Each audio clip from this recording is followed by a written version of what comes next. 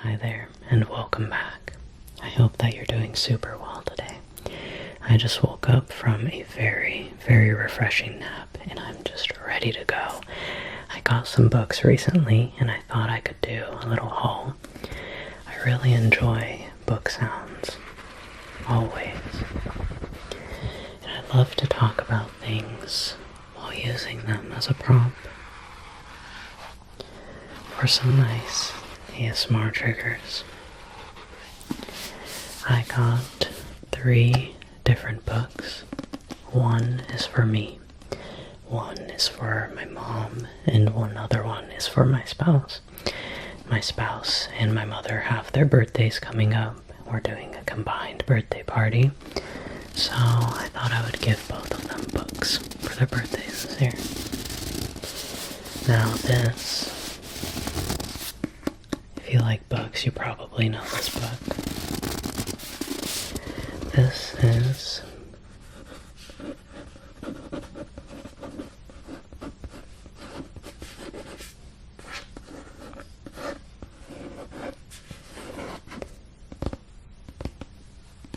a Stephen King novel. Now, I have very mixed feelings about Stephen King, truthfully, but I heard that this book is actually pretty good. One of his more well-written ones. I know he got pretty into drugs and stuff, and I'm thinking maybe that caused some of his writing to go very downhill, some of the stories to be very weird, but again, I've heard good things about this one. The Dead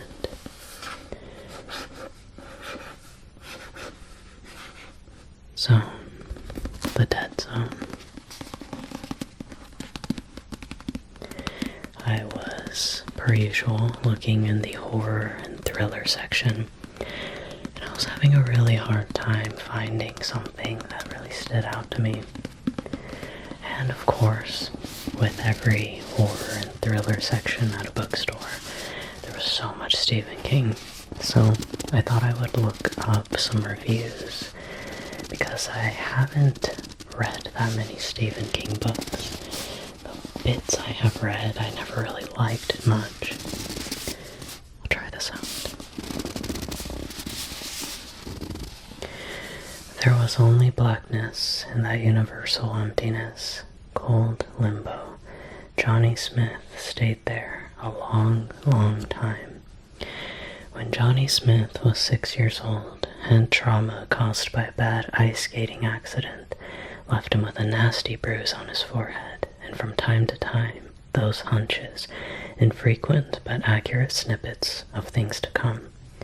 But it isn't until Johnny is a grown man, now having survived a horrifying auto injury that plunged him into a coma lasting 4.5 years, that his special abilities really pushed to the fore.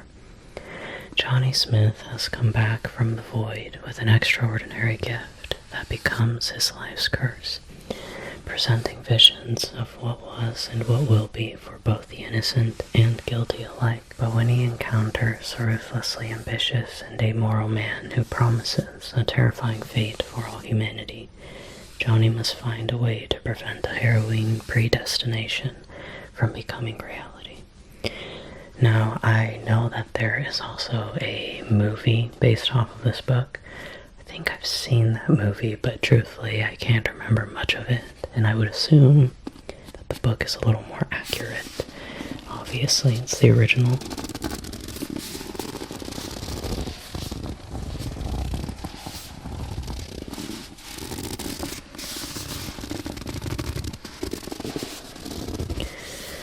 The cover of this book is also quite interesting. You hear, never judge a book by its cover, but I think most of us naturally do get drawn to certain types of covers. This cover is made to look very old, kind of an antique book, even though it's brand new.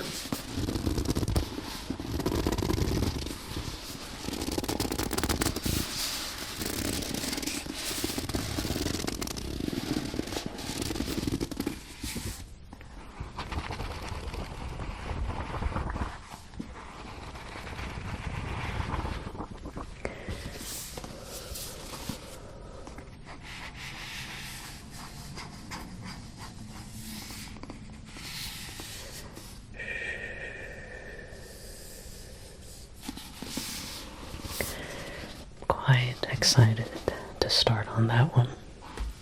And the next book that I got for my mother, which I actually plan to borrow after she's finished reading it because I also want to read this, is this book right here. This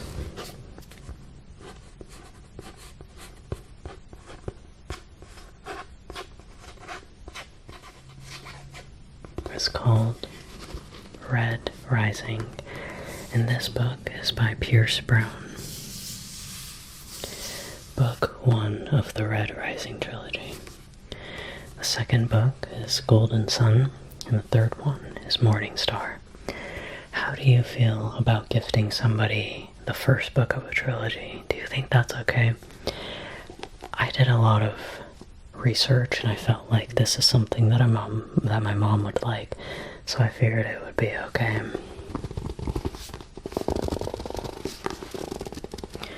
Now, this seems to be a dystopia, kind of a dystopian story.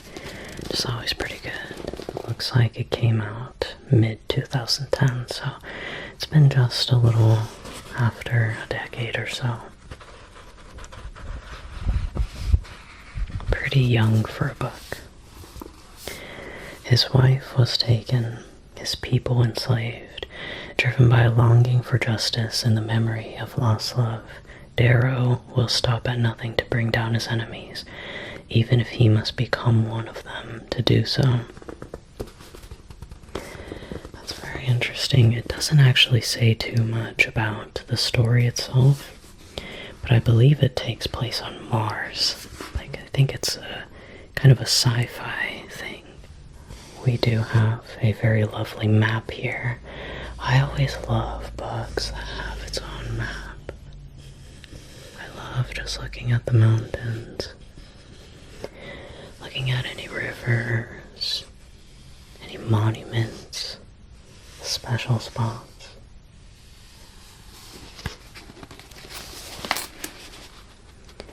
That is a really, really good looking map.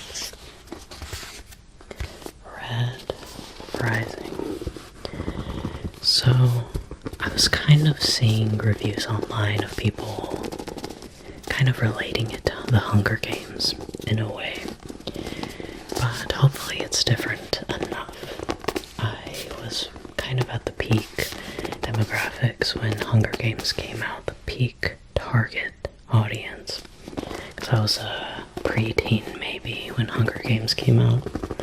Definitely read all the books, and I do feel like it was not written very well, the Hunger Games. Hopefully this is written a little bit better.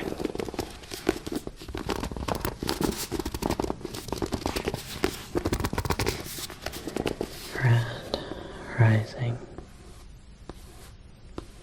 I really like this wing.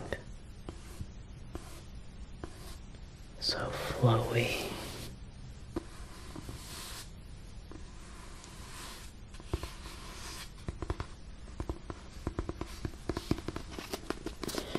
And I definitely get the feel that this is sort of like an anti-class, like anti-capitalism sort of story maybe.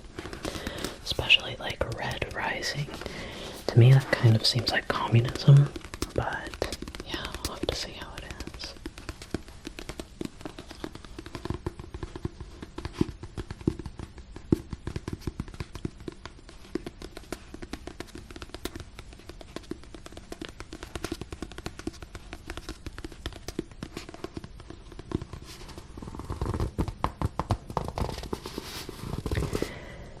Excited to give my mom that and then ask her to let me borrow it after.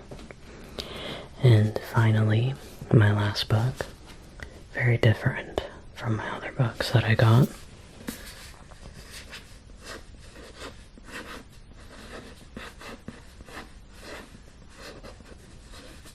The Crusades.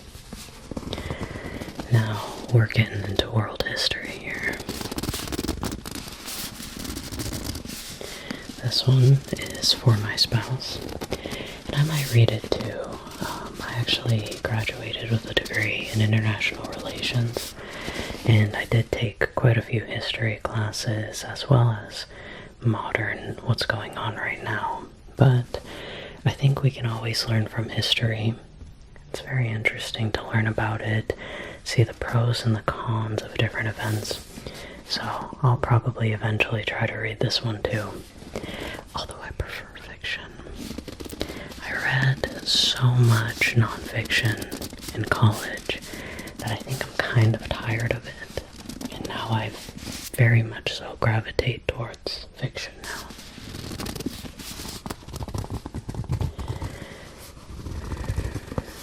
The Crusades by Thomas Asbridge, The Authoritative History of the War for the Holy Land. 900 years ago, a vast Christian army summoned to holy war by the Pope rampaged through the Muslim world of the Eastern Mediterranean, seizing possession of Jerusalem, a city revered by both faiths. Over the 200 years that followed, Islam and Christianity fought for dominion of the Holy Land, clashing in a succession of chillingly brutal wars, the Crusades. Here for the first time is the story of that epic struggle told from the perspective of both Christians and Muslims. A vivid and fast-paced narrative story, it exposes the full horror, passion, and barbaric grandeur of the crusading era, revealing how these holy wars reshaped the medieval world and why they continue to influence events today. Yes, history sometimes repeats itself. It's always good to learn about history.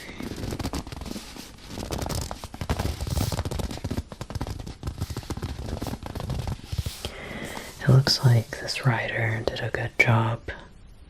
Right here, quote from Wall Street Journal says, Asbridge draws extensively on Muslim sources and knows how to tell a story. It's good to have good sources. That is such a huge thing when it comes to writing like this, is do you have good sources, good reliable sources? And are you able to take those sources, that information, and write it into a story like this and make it interesting? Still be factual.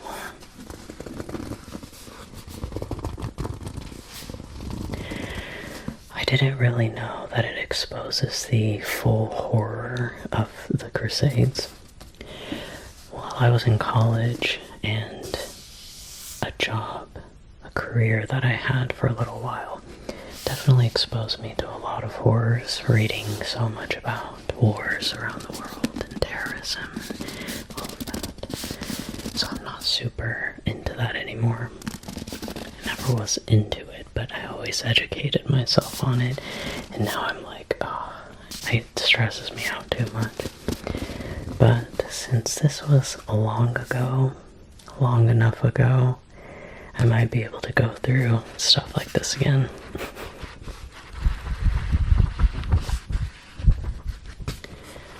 I think this will be a book that my spouse will really like. It also has a lot of maps in it. You can see the Red Sea, Persia. You can see old maps of Jerusalem.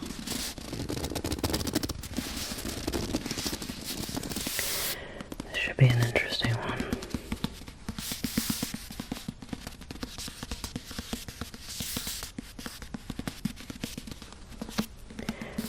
When getting this book, I was really debating on whether to get more current affairs style book, current politics, but I thought I would go world history instead.